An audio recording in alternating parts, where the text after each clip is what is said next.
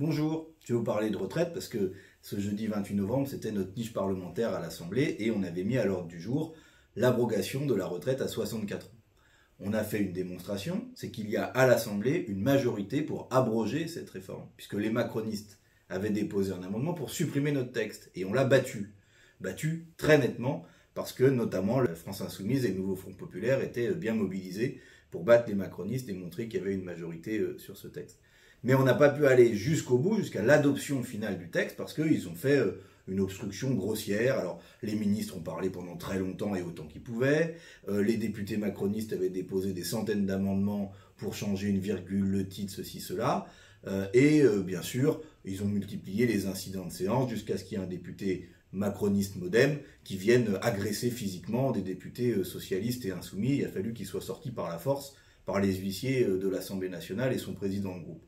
Vous voyez bien que la violence sociale contre les travailleurs finit toujours dans la violence physique. C'est ça que ça démontre, ce comportement inadmissible et qui doit être sanctionné de ce député macroniste modem. Mais maintenant, on a tous compris que si on voulait abroger la retraite à 64 ans, il fallait censurer le gouvernement Barnier pour avoir un gouvernement de Lucie Castet, du Nouveau Front Populaire, qui abroge la retraite. On a tous compris qu'il fallait à la prochaine dissolution liquider électoralement le macronisme et ses députés pour qu'ils ne soient plus là pour nous empêcher de faire la loi. Et puis bien sûr, on a tous compris qu'il fallait pour ça faire partir Emmanuel Macron et que le plus tôt serait le mieux.